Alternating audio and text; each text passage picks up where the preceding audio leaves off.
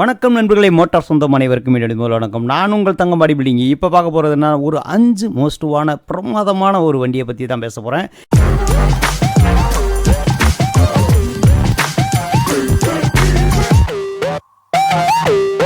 இந்த 5 மோஸ்ட்டுவான வண்டியில் நீங்கள் ஏகப்பட்ட கற்பனையும் கதையோடு இருப்பீங்க. அப்படின்னும் போது உங்களுடைய கற்பனைக்கு இந்த வண்டி வந்து ரைட்டா தப்பா அப்படின்னு நீங்கள் வந்து ரைட் போட்டுக்கிற ஒரு வீடியோ தான். அதாவது இந்த வண்டி எடுத்தால் நம்ம ஜெயிச்சிடலாம் அப்படின்னும் போது இந்த வண்டியை பற்றி நான் சொல்கிறேன் உங்களுக்கு. அப்படின்னும் போது இதில் மொதல் பார்க்க போகிறது என்னென்னா, Intra 30, super carrier, Tata Ace gold, HD இந்த 3 வண்டியை வந்து கண்டிப்பாக வந்து பார்க்க போகிறோம். இந்த 3 வண்டியும் வந்து இந்த இயல் வாழ்க்கைக்கு நம்ம தமிழ்நாட்டு சூழலுக்கு ஏற்ற, நம்ம தமிழ்நாட்டு ரோட்டுக்கு ஏற்ற, அதாவது நம்ம தமிழ்நாடு ரோடு பூரா பார்த்திங்கன்னா ஹெல்மெட்டு போடு, லைட்டை போடு, அதை போடு, இதை போடுன்னு பல கண்டிஷன் பண்ணுறாங்க.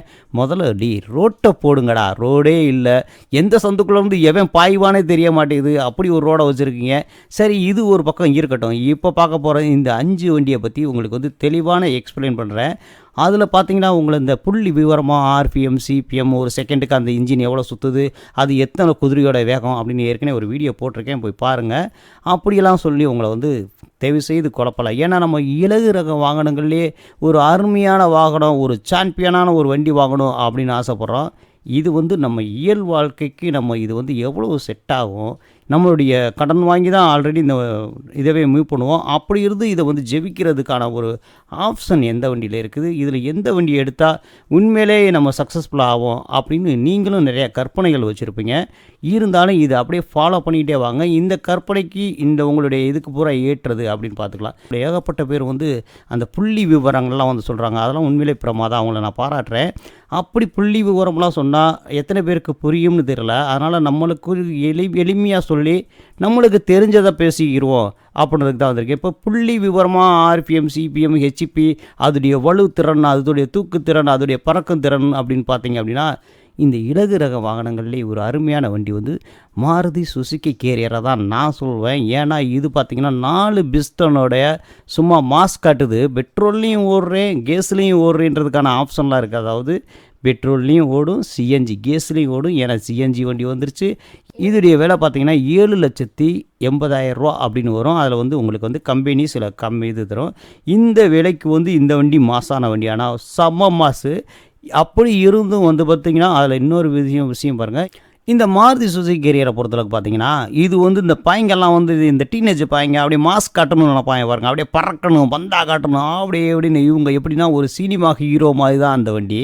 அந்த சினிமா ஹீரோயினெல்லாம் பார்த்து ஹீரோயின்கிட்ட வந்து குடும்பம் நடத்த முடியாது இல்லையா? இந்த மாதிரி எத்தனையோ ஹீரோயின்லாம் இருக்காங்க. இன்றைக்கி கல்யாணம் முடிச்சு ஒரு 15 வருஷத்தை தள்ளிட்டாங்க அப்படின்னா அது மிகப்பெரிய இது. அந்த மாதிரி ஒரு மாசான வண்டி தான் இந்த வண்டி. இது உங்களுக்கு இந்த கீல்ஸ் பகுதிகளில், அந்த மலைகள், இந்த மேடு, செங்குத்தான பகுதிகளில் நீங்கள் யூஸ் பண்ணணும் அப்படின்னா இந்த வண்டி அடிச்சுக்கிறதுக்கு வண்டியே கிடையாது. இதில் ப்ளஸ்ன்னு பார்த்தீங்கன்னா எல்லாமே ப்ளஸ்ஸு, எதையுமே குறையும் சொல்ல முடியாது. நேரம் சொல்கிறதுக்கு நிறையா நேரம் இருக்குது, வீடியோ லைன் பத்தாது. அப்படி இருந்து அவ்வளோ அருமையான வண்டி.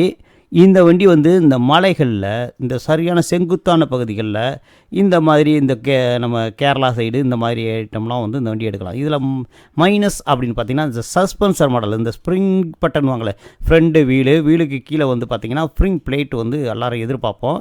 ஆனால் அதுக்கு பதிலாக வந்து சஸ்பென்சர் கொடுத்துருப்பாங்க. இந்த சஸ்பென்சருன்றதே வந்து உண்மையிலே ஒரு மாசானது, உலகமே வந்து ரசிக்கக்கூடிய அந்த சஸ்பென்சர் மாடலே ஆயிரக்கணக்கான மாடல்கள் வந்துருச்சு. இன்றைக்கும் ரசிக்கக்கூடிய, விரும்பக்கூடிய ஒரு அருமையான மாடல் வந்து இந்த சஸ்பென்சர் மாடலு.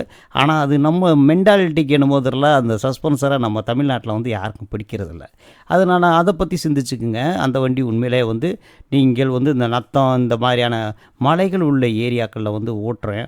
நான் வந்து டைம் பாயிண்ட் டு பாயிண்ட், நான் இந்த இடத்துல எடுப்பேன், இந்த இடத்துக்கு போயிடுவேன் அப்படின்னு ஒரு டைம் போட்டு ஓட்டக்கூடிய ஒரு மாசான வண்டி வந்து இந்த சூப்பர் கேரியர். இது வந்து உங்களுக்கு இந்த பஸ்ஸுக்கு இந்த மாதிரியான ஓட்டத்துக்கு, அதாவது நீங்கள் இந்த மீன், பால் இதெல்லாம் பார்த்திங்கன்னா டைம் போட்டு கொடுப்பாங்க. அவங்க டெம்பரேச்சர் போட்டு லோடு ஏற்றும் போதே உங்களுக்கு இத்தனை பாயிண்ட் கூலிங் இருக்குது, இந்த கூலிங் முடியுமே நீங்கள் அங்கே போய் லோடு இறக்கி ஆகணும் அப்படின்னு சொல்லுவாங்க. அப்படி இடங்களுக்கெல்லாம் இந்த வண்டியை யூஸ் பண்ணுறது வந்து செம்மையாக இருக்கும். அதுக்கப்புறம் நம்ம இல்லை, நான் அந்த சாதாரணமாக வெங்காய வியாபாரம், இந்த மாதிரி சின்ன லோடு, இந்த வீட்டு சவாரி இந்த மாதிரி ஏற்ற போகிறேன் அப்படின்னம்னா நீங்கள் முதல்ல வந்துட்டு கால்குலேஷன் பண்ணிக்கங்க. நான் என்ன லோடு ஏற்ற போகிறேன், அந்த லோடுடைய வெயிட் எவ்வளோ, எனக்கு வந்து ஆவரேஜாக ஒரு 2 டன்னு அந்தளவு தான் ஏற்றுவேன் அப்படின்னா நீங்கள் டாடா எஸ் தான். அது 2 டன்னுக்கு கீழே அப்படின்னா இல்லை 2 டன்னுக்கு மேலே வந்து ஏற்றுவேன், பாயிண்ட் டு பாயிண்ட் போகணும், எனக்கு ஒரு நம்பிக்கையான ஒரு மோட்டார் வேணும் அப்படின்னா நீங்கள் அருமையாக எடுக்கக்கூடிய ஒரு வண்டி என்னென்னா V30, இந்திரா V30. இந்த வண்டியை பற்றி ரொம்ப மாசாக பேசிக்கிறாங்க. ஏற்கனவே ஒரு மாதத்துக்கு முதல்ல ஒரு டிரைவர் வந்து சூப்பராக பேசினார். நான் ஒரு சின்ன தப்பு பண்ணிட்டேன், அவருடைய ஆடியோ வந்து ரெக்கார்டிங் பண்ணல. ஏன்னா அந்த வண்டியில் வந்து கிட்டத்தட்ட 1.5 வருஷமாக டிரைவராக இருக்கார். கொடைக்கானலுக்கு நல்லா வெயிட்டான அந்த காங்கிரீட் கற்கள்லாம் வந்து ஏற்றிட்டு போவாராம். வண்டி சும்மா அசரவே அசராதான். வண்டியுடைய அந்த பவர் ஸ்டேரிங்கெலாம் வந்து பார்த்திங்கன்னா அந்த ரேஸாக வந்து அந்த ஸ்டேரிங்கோடைய இது வந்து ரொம்ப என்கரேஜாக டெவலப்மெண்ட்டாக இருக்குமா. அதனாலேயே வெறித்தனமாக நான் இந்திரா 30 தான் எடுப்பேன், நான் சொந்தமாக வாங்கலாம்னு சொல்லிட்டு சொந்தமாக இந்திரா 30 வந்து வம்பு பண்ணி எடுத்துருக்கிறாரு.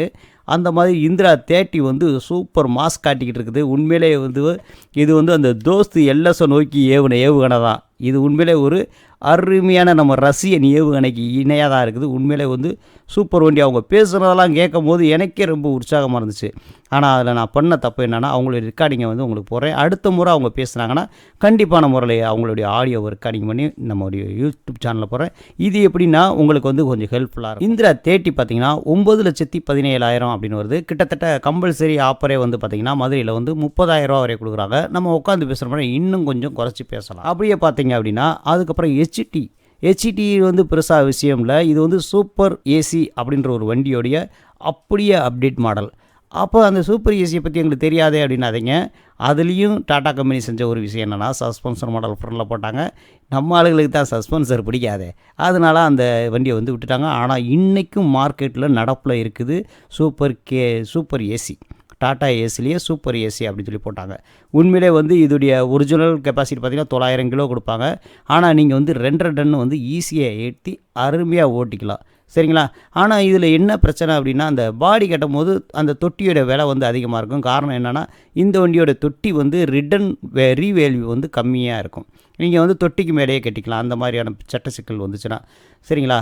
அந்த மாதிரியான ஒரு விஷயந்தான் வந்து டாட்டாவில் வந்துட்டு ஹெச்டி ப்ளஸ் வந்து உங்களுக்கு கிட்டத்தட்ட 8 அடி நீளம் அருமையாக இருக்கும். ஆனால் அகலம் பார்த்திங்கன்னா அதே டாட்டா ஏஸ் அகலம் தான் இருக்கும், பெருசாக இருக்காது.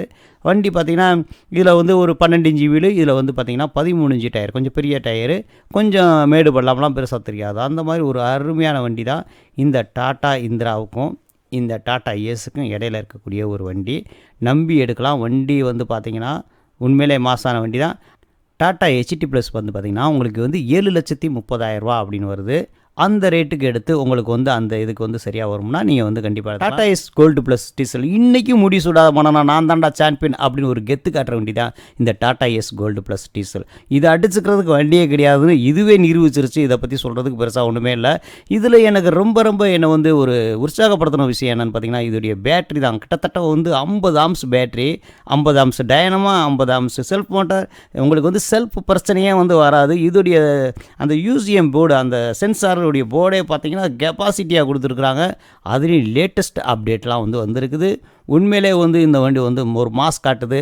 ஆனால் இதை வந்து நிறையா ரெக்கமெண்ட் பண்ணாத காரணம் என்னன்னு பார்த்தீங்கன்னா இதில் வந்து இந்த புகையை வடிகாட்டுறதுக்கான வந்து இந்த டஃப் ஆயில் வந்து ஊற்றணும். அந்த டஃப் ஆயில் தான் வந்து சைடில் தெரியக்கூடிய அந்த கருப்பு டேங்க், அதில் பார்த்தீங்க அப்படின்னா அந்த டஃப் ஆயில் ஊற்றி அந்த மாதிரி வந்து ஓட்டணும். அப்படி இருக்கும்போது இந்த பொல்யூஷன் வந்து உங்களுக்கு சைலன்சரில் டஸ்ட்டு ஓவர் ஆயிடுச்சுனா கூட உங்களுக்கு வந்து அங்கே இண்டிகேட்டர் ஃப்ளாஷ் ஆகும்.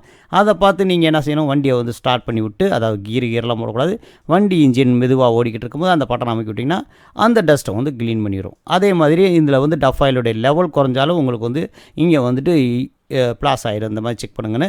அது மாதிரி இந்த சென்சாருடைய இன்னொரு ஸ்பெஷல் என்னென்னு பார்த்தீங்கன்னா அங்கங்கே உங்களுக்கு வயர் டேமேஜ் ஆகி பாடி ஆனாலோ அந்த மாதிரி எர்த்தானாலோ இந்த மாதிரி எர்த்தாகி ஃபுல்லாக ஃபயர் ஆகிறதுக்கு முன்னாடியே இந்த மாதிரி ஒரு சின்ன தப்பு இருக்குது, நீங்கள் வந்து உடனே பாருங்கள் அப்படின்னு சொல்லி செக் பண்ணுறதுக்கான விஷயம் வந்து உங்களுக்கு அந்த மீட்டர்லேயே காமிச்சிரும். அப்படி நீங்கள் அதையும் மீறி தப்பு பண்ணீங்க அப்படின்னா உங்களுக்கு வந்து பம்பில் வந்து பிரேக் வந்து விழுந்துடும். அப்படி விழுந்துருச்சுன்னா நீங்கள் வந்து 30 கிலோமீட்டர் வேகத்தை தாண்டி போகவே முடியாது. நீங்கள் வந்து இங்கே சென்சாரில் வந்துட்டு ஏரர் எடுக்கணும். இந்த சென்சாரில் ஏரர் எடுக்கணும், ஐயோ அம்மா அப்பா அப்போ அது பெருசு, அதெல்லாம் ரொம்ப கஷ்டம் அப்படின்னு சொல்லி சில பேர் பயமுறுத்துவாங்க. அது மேட்ரே கிடையாது. சென்சாரை போட்டோன்னே ஆட்டோமேட்டிக்காக அந்த சாஃப்ட்வேர் வந்து எந்த இடத்துல பிரச்சனை, நீ தம்பி வயர் அங்கிட்டு இங்கிட்டு பிரித்து உழப்பிடாத, இதை மட்டும் சரி பண்ணும் அப்படின்னு சொல்லிடும். இந்த சென்சாரை பற்றி ஏற்கனவே ஒரு வீடியோ போட்டிருக்கேன், நீங்கள் மிஸ் பண்ணிட்டா அதையும் போய் பார்த்துங்க, மேலே வந்து ஐக்கானில் கொடுத்துட்றேன். இந்த மாதிரி விஷயத்தை அருமையாக இந்த மாஸ்க் அடிக்கிற அந்த diesel Tata Ace gold plus diesel. இந்த வண்டியை பார்த்தீங்கன்னா 6,90,000 ரூபா அப்படின்னு வருது. உங்களுக்கு இதில் வந்து தள்ளுபடி விலை வந்து அதிகமாக கொடுக்குறாங்க. இந்த டாடா ஏஸ் டீசலுக்கு கிட்டத்தட்ட வந்து 60 ரூபா 70 ரூபா வரையும் தள்ளுபடி கொடுக்குறாங்க. உங்கள் ஷோரூமில் கேட்டு பாருங்கள். கேட்டு பார்த்துட்டிங்கன்னா சூப்பராக இருக்கும். வந்து பார்த்துட்டு இப்போ வந்துட்டு டாடா ஏஸ் பெட்ரோல் இதில் பார்த்தீங்க அப்படின்னா இந்த வண்டியில் இந்த டஃப் ஆயிலு, இந்த சைலன்சரு, இந்த மாதிரியான எந்த பிரச்சனையும் இல்லை. இது ஏழைக்கு ஏற்ற எல்லோருண்ட. இப்போ பார்த்தீங்கன்னா புது அப்டேட் வந்திருக்கு. அதாவது உங்களுக்கு இந்த ஹெச்டி மாடல் அந்த வட்டக்கண்ணுக்கு பதிலாக அந்த நீலக்கண்ணு உள்ள வண்டி வந்திருக்கு. இதில் பார்த்தீங்க அப்படின்னா அந்த சென்சார்லாம் வந்து புதுசாக அப்டேட் பண்ணியிருக்காங்க. அதாவது அதில் என்னென்ன குறைகள் ஏற்பட்டது, அதில் என்னென்ன பிரச்சனைகள் ஏற்பட்டதுன்னு இந்த கடந்த காலத்தில் வந்து ஆராய்ச்சி பண்ணி அந்த இதுக்கான விஷயத்தை வந்து மாற்றிருக்கிறாங்க. மாற்றிட்டு பார்த்தீங்கன்னா இந்த பெட்ரோலுடைய வண்டியோடைய விலை வந்து இன்றைக்கும் கூடிக்கிட்டே இருக்குது. அதாவது 4,15,000 4,30,000 அப்படின்ற லெவலில் வந்த வண்டி இன்றைக்கி 5,30,000 ரூபா அப்படின்ற லெவலில் வந்திருக்கு. இதில் வந்து கம்பெனிகள் வந்து கம்பல்சரி ஒரு 25 ரூபா அல்லது 30 ரூபா வந்து உங்களுக்கு தள்ளுபடி பண்ணுவாங்க. சரிங்களா? ஏன்னா கண்டிப்பாக வந்து நிறைய பேருக்கு நிறைய விஷயம் தெரியலை. இந்த டாடா ஏஸ் பெட்ரோல்னு ஒன்று வரவே இல்லை. அதை பற்றி நான் ஏற்கனவே நிறைய வீடியோ போட்டிருக்கேன். இருந்தாலும் பாருங்கள், டாடா ஏஸ் பெட்ரோல் அப்படின்ற ஒரு வண்டியை வந்து இன்ஜினியர்கள் தயாரிச்சிருக்காங்கன்னா தயாரிக்கிறது கூட ஈஸிங்க. இதுக்கு அப்ரூவல் வாங்குறது மிகப்பெரிய கஷ்டம். ஏன்னா இந்திய கவர்மெண்ட்டில் வந்து நம்ம இமயமலை சாரெல்லாம் ஓட்டி அவங்க நிறையா பேர் வந்து பெரிய பெரிய மெக்கானிக்கலையே வந்து மெரிட் டு சுப்ரீம் குவாலிட்டியில் இருப்பாங்க பாருங்கள். அவங்க பூரா கையெழுத்து போடணும். நீங்கள் நம்ம ரஜினி படம் பார்த்துருப்பீங்க, சிவாஜி படத்தில் கையெழுத்து வாங்குற மாதிரி கையெழுத்து வாங்கணும். அப்படி கையெழுத்து வாங்கி இன்றைக்கி பார்த்தீங்கன்னா இந்த பெட்ரோலுடைய விலையும் டீசலுடைய விலையும் வந்து பக்கத்தில் வந்துருச்சு. அதனால் அது உங்களுக்கு ஒரு பெரிய தாக்கத்தை வந்து உருவாக்காது. வெறும் 10 ரூபா விலை தான் வித்தியாசம். முந்தி பார்த்தீங்க அப்படின்னா அந்த டீசல் விலையும் பெட்ரோல் விலையும் ரொம்ப தூரத்தில் இருந்துச்சு. கிட்டத்தட்ட 50 ரூபா ப்ளஸ் 40 ரூபா வந்து கூட குறையாக இருந்துச்சு. அதாவது டீசல் விலை கம்மியாகவும் பெட்ரோல் விலை வந்து மிக அதிகமாகவும் இருந்த காலகட்டம். அப்படி இருந்தும் ஏன் இந்த மாதிரி பெட்ரோலுக்கு வண்டி தயாரிச்சிருக்கிறாங்க அப்படின்னா, ஆல்ரெடி அதை இன்னமும் திரும்ப சொல்கிறேன், அது வந்து பெட்ரோல் வண்டியே கிடையாது. அதை முழுக்க வந்துட்டு கேஸுக்காக தயாரிக்கப்பட்ட வண்டி தான் இந்த பெட்ரோல் வண்டி. அதில் முதல் கட்ட வேலை அப்படி இருந்துச்சு. இதை புரிஞ்சுக்கிட்டாங்க, பெட்ரோல் வண்டியோடைய தனித்தன்மையை தெரிஞ்சுக்கிட்டாங்க. மக்கள்கள் வந்து நிறைய விரும்பி வாங்குறாங்க. இப்போ என்னுடைய சேலத்து நண்பர் கூட சொல்லும் போது, ஆனால் நான் எடுக்கும் போது என் வண்டி மட்டும்தான் பெட்ரோல் வண்டியாக இருந்துச்சு. இன்றைக்கி பார்த்தீங்கன்னா 8 வண்டி ஆளாட்டில் 6 வண்டி பெட்ரோல் வண்டியாக நிற்குதுனே அப்படின்னு சொல்கிறாரு. விலையும் கூடிருச்சு அப்படின்னு ஃபோட்டோ எடுத்து எனக்கு அனுப்பிச்சி விட்டார். அந்த மாதிரி பெட்ரோல் வண்டி வந்து ஒரு புதிய சரித்திரத்தையும் சவாலையும் கொண்டிருக்கு. அதாவது பொல்யூஷன் கண்ட்ரோலுக்காக இனிமேட்டு ஓடக்கூடிய வண்டிகளுடைய நிலவரம் பூரா எப்படி இருக்கும் அப்படின்னா, ஒன்று எலக்ட்ரானிக் வண்டியாக இருக்கணும், இல்லாட்டி பெட்ரோல் அல்லது கேஸ் வண்டியாக தான் இருக்கணும் இந்தியாவில் அப்படின்னு முடிவு பண்ணிட்டாங்க. அப்படி பார்த்தீங்கன்னா இப்போ இந்த சேர் ஆட்டோலாம் வந்துட்டு ஒரு காலத்தில் வந்துட்டு நான் அவ்வளோ சம்பாரிச்சு இவ்வளோ சம்பாரிச்சுன்னு ஓடி வண்டியெல்லாம் எடுத்தாங்க. அதை ஒரு 3.5 லட்சத்துக்கு வாங்கி அதுக்கு மேலே 2 லட்ச ரூபா செலவழித்து மேக்கப் பண்ணி அதை ஒரு கோயிலாகவே வச்சுருப்பாங்க. ஆனால் அவ்வளோ காசு செலவு பண்ணி அந்த சேர் ஆட்டோ ஓட்டினவங்க டிரைவருடைய நிலைமையெல்லாம் மதுரைக்குள்ளே பார்த்தீங்க அப்படின்னா, ஒரு திருடனுக்கு கூட மதிப்பு மரியாதை பிரியாணிலாம் வாங்கி கொடுத்து தான் செல்லில் அடைப்பாங்க. இவங்கள தெருவாக இந்த கம்பை கொண்டு விரட்டுறதும், அவங்கள ஓடுறா வைடா அங்கிட்டு போகாரா 3 பேருக்கு மேலே ஏன்டா ஏற்றுனேன் அப்படின்னு செத்தா வைக்கிறதும், இதெல்லாம் கண்கூட பார்க்கும்போது ஒரு உழைச்சி முன்னேறணும், கஷ்டப்பட்டு இப்படி வரணும்னு நினச்சி கடனை வாங்கிக்கிட்டு வந்து இருக்கிறவங்களுடைய நிலைமையெல்லாம் பார்த்திங்கன்னா வகுத்தரிசலாக இருக்கும். இந்த மாதிரி தான் இந்த டீசல் வண்டிகளுக்கும் அதாவது பழைய மாடல் டீசல் வண்டிகளுக்கும் ஏற்பட போகுது. அதாவது இந்த டஃப் ஆயில் இல்லாத இந்த நவீன சைலன்சர் இல்லாத வண்டியெல்லாம் பார்த்திங்கன்னா ஒரு குறிப்பிட்ட காலங்களில் ரொம்ப தூரத்துக்குலாம் போக வேணாம், இன்னும் 1 வருஷத்துலேயோ 2 வருஷத்துலேயோ வந்துடும். நீங்கள் வந்து சிட்டிக்குள்ளே வந்து ஓட்டக்கூடாது அப்படின்ற சட்டம் வந்து கண்டிப்பாக வந்துடும். இப்போக்கெல்லாம் லாரிக்கெல்லாம் வந்து சிட்டிக்குள்ளே வரக்கூடாது, ஒரு டைமிங் தான் லாரி உள்ளே வந்து என்ட்ரு ஆகணும், அதுக்கப்புறம் வரக்கூடாது இல்லையா? அந்த மாதிரி வந்துட்டு அந்த வண்டிக்கு வந்துடும். அதனால் செகண்ட் ஹேண்ட் எடுக்கிறவங்க அதையும் கொஞ்சம் யோசனை பண்ணிக்கங்க. இன்றைக்கி பெட்ரோல் வண்டியோட விலை பார்த்திங்கன்னா இன்றைக்கி நிலவரம் 5,30,000 வருது. அதில் கம்பல்சரியாக ஒரு 25 ரூபா 30 ரூபா வரையும் கொடுப்பாங்க. மதுரையில் வந்துட்டு பார்த்திங்கன்னா உட்காந்து பேசுனா கொஞ்சம் குறைச்சி கொடுப்பாங்க. இதுக்கான வாய்ப்புகள் இருக்குது. இதில் நம்மளுடைய பட்ஜெட் நம்ம வந்து எப்படியும் கடன் பட போகிறோம். அந்த கடனை வந்து கட்டி தீர்க்கிற அளவுக்கு நம்மளுக்கு வந்து பண்ணணும். அதாவது நீங்கள் வந்து ஒரு 3 டன்னுக்கு மேலே வந்து ஏற்ற போகிறேன் அப்படின்னா இந்திரா 30 எடுங்க. உண்மையிலே வந்து ரொம்ப பிரமாதமான வண்டி. அதை புகழ்ந்து பேசுகிறத என் காதால் கேட்டேன். நம்மளுடைய ஒயிட்டு மூலமாக கூட என்கிட்ட வந்து பேசுகிறாங்க இந்த மாதிரி. ஆனால் உண்மையிலே வந்து இந்திரா 30 வந்து மாஸ் காட்டுதுண்ணா அப்படின்னு சொல்லியிருக்கிறாரு. அதனால் அவரை நம்புவோம். இந்த டாடா ஏஸ் கோல்டு டீசலுக்கும் இந்த டாடா ஏஸ் கோல்டு பெட்ரோலுக்கும் ரெண்டுக்குமே வந்து பார்த்தீங்கன்னா 2 டன்னுக்கு கீழே அருமையாக ஏற்றலாம். என் நண்பன் வந்து பார்த்தீங்கன்னா 3 டன்னை ஏற்றிருக்கிறாரு பெட்ரோல் வண்டியில். அந்த மாதிரி வந்துட்டு நீங்கள் தைரியமாக நீங்கள் நெஞ்ச நிமித்து ஏற்றிக்கலாம், ஒன்றும் பிரச்சனை இல்லை. இதுடைய மைலேஜ் அப்படின்னா கம்பெனி பார்த்தீங்கன்னா 20 கிலோமீட்டர் அப்படின்னு சொல்லுவாங்க ஆவரேஜ் டீசலுக்கும் பெட்ரோலுக்கும். இதில் உண்மையிலே வந்து நான் விசாரித்து அறிஞ்சதில் வந்து கரெக்டாக வந்து டீசலுக்கு வந்து 17 கிலோமீட்டர் அல்லது 16 கிலோமீட்டர் வந்து கம்பல்சரி சொல்கிறாங்க. ஆனால் 14, 15 தான் வந்து பெட்ரோலுக்கு வந்து சொல்கிறாங்க. ஆனால் என்னுடைய நண்பன் என்ன சொல்கிறாருன்னா 17 இன்றைக்கும் எடுக்கிறேன் பிரதர், அது உண்மைதான் அப்படின்றாங்க. அதாவது தனிப்பட்ட கம்பெனி இல்லாத உங்களை மாதிரி என்ன மாதிரி ஒரு தனியாக வண்டி வச்சு ஓட்டக்கூடிய என்னுடைய சேலத்து நண்பர் வண்டி பாடி கட்டி கிட்டத்தட்ட 7 மாதங்கள் ஆச்சு. 7 மாதத்துக்கும் வச்சு ஓட்டுறாரு. நம்ம பாடியை வந்து வெயிட்டு பாடி, அதுலேயும் நான் 17 கிலோமீட்டர் எடுக்கிறேன் அப்படின்னு தலையில் அடித்து சத்தியம் பண்ணுறாரு. அப்படின்னும் போது என்னாலேயே நம்ப முடியல. நான் லோக்கலில் விசாரித்து பார்த்தேன். லோக்கலில் ஃபுல்லாக வந்து 14, 13 தான் சொன்னாங்க. ஆனால் இந்த வண்டியில் என்ன விஷயம் அப்படின்னா, இது வந்து ஹை ஸ்பீடு இன்ஜின். அதாவது நல்லா தெரிஞ்சுக்குங்க, இந்த Tata Ace gold plus diesel வண்டி வந்து ஒரு செகண்டுக்கு வந்து 24 சுற்று சுற்றும். இந்த வண்டி வந்து பார்த்திங்கன்னா ஒரு செகண்டுக்கு பெட்ரோல் வண்டி ஒரு செகண்டுக்கு வந்துட்டு 30 சுற்று சுற்றுது. அதனால் வந்து இது ஹை ஸ்பீடு இன்ஜினு. ஆக்சிலேட்டரில் கொடுக்கக்கூடிய ஸ்பீடு ஃபஸ்ட்டு கியர்லேயே கிட்டத்தட்ட அது தூக்கும் 60% வந்து ஸ்பீடு வந்து வெளிப்படுது. அதனால் வந்து இதை தன்மையாக ஓட்டினா உங்களுக்கு மைலேஜ் கிடைக்கும் அப்படின்னு அவர் எனக்கு வந்து ஒரு ஆலோசனை வந்து கருத்தில் சொன்னார். அதே நேரத்தில் அந்த பெட்ரோல் அடிக்கும் போதும் நம்ம வந்து தன்மையாக உட்காந்து ஸ்லோ ஸ்பீடில் 0.2 அல்லது 0.1 வச்சு மெதுவாக பெட்ரோல் போடுப்பா, எனக்கு அவசரம் இல்லைன்னு சொல்லுவீங்களாம். ஏன்னா ஸ்பீடாக போடும்போது தான் வந்து டக்குன்னு உள்ள முறையடிச்சு டீசல் டேங்க் வந்து ஃபுல் அப்படின்னு காமிச்சிடும். அப்படி காட்டும் போது தான் வந்து உங்களுக்கு வந்து மைலேஜை வந்து கரெக்டாக வந்து கணிக்க முடியலை அப்படின்றத பற்றியும் சொன்னார். இந்த செய்தியை நான் சொல்லிடுறேன். நான் அவரை வந்துட்டு வண்டியோடு சேர்த்து ஒரு வீடியோ எடுத்து போடுங்க பிரதர்னே, விரைவில் அனுப்புகிறேன்ருக்காரு. அதையும் நான் உங்களுக்கு வந்து கொடுக்குறேன். இப்போ இந்த 5 மாஸ் காட்டுற வண்டின்னு சொல்லிட்டேன். அதாவது உங்களுக்கு வந்து இந்த கீல்ஸ் பகுதியில் வேகமாக பயங்கர வேகமாக டைம் போட்டு ஓட்டணும், எனக்கு ஒரு மாஸான வண்டி வேணும், இலகு ரக வாகனத்திலே ஒரு அருமையான வண்டி வேணும் அப்படின்னா நீங்கள் அதுக்கு சூஸ் பண்ண வேண்டியது சூப்பர் கேரியர். ஏன்னா அது வந்து புள்ளி விவரத்தின்படி ஒரு அருமையான வண்டி. அதை அடிச்சுக்கிறதுக்கு வண்டி இல்லை.